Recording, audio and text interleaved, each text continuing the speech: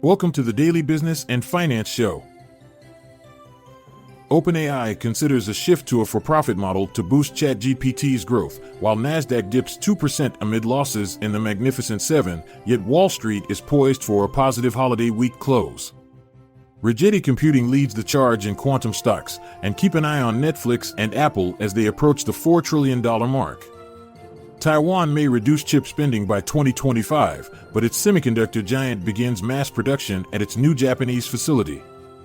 Bristol-Myers receives FDA approval for injectable Opdivo, and On Holdings is predicted to become the fastest-growing athletic brand.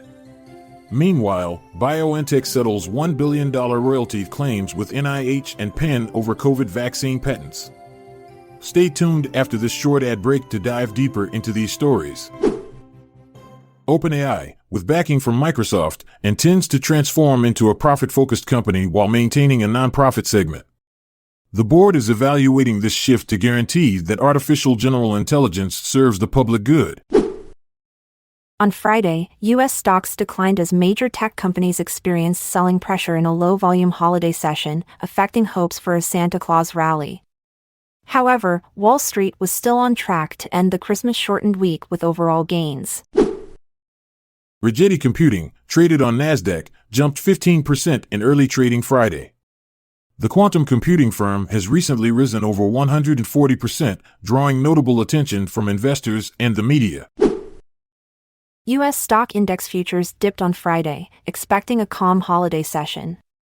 Netflix shares dropped nearly 1% in pre-market trading following an announcement made by the entertainment giant on Thursday.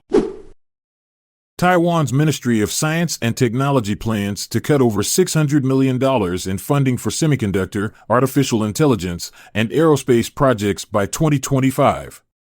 This decision comes after opposition parties passed legislation to redirect some government spending. The FDA has approved an injectable version of Bristol-Myers Squibb's cancer drug, Opdivo. Previously available only through intravenous infusion, the new formulation, called Opdivo Qvantig, is approved for all existing uses of the PD-1 inhibitor. Tony Anderson reports that On Holdings, a company listed on the New York Stock Exchange, is expected to experience significant growth.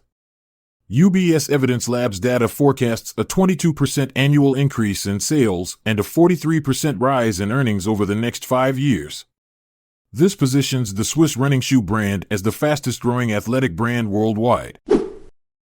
Taiwan's semiconductor manufacturing company has begun mass production at its first chip plant in Japan. Despite this progress, shares fell by 1.3% by midday. The company, which produces chips for various firms, shared this update with Seeking Alpha earlier. BioNTech has secured agreements exceeding $1 billion with the National Institutes of Health and the University of Pennsylvania. These deals resolve royalty and other claims related to sales, marking an important resolution for the company. Thank you for tuning into the Daily Business and Finance Show. Stay informed, stay ahead.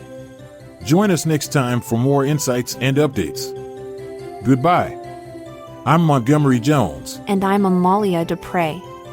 Until tomorrow dawns, take care and goodbye for now. This content is sourced from the Seeking Alpha website, so support our podcast by becoming a Seeking Alpha Premium subscriber. See the show notes page for links to sign up. This episode is produced by Classic Studios. This podcast provides information only and should not be construed as financial or business advice. Check out our other podcasts in our network at classicstudios.com.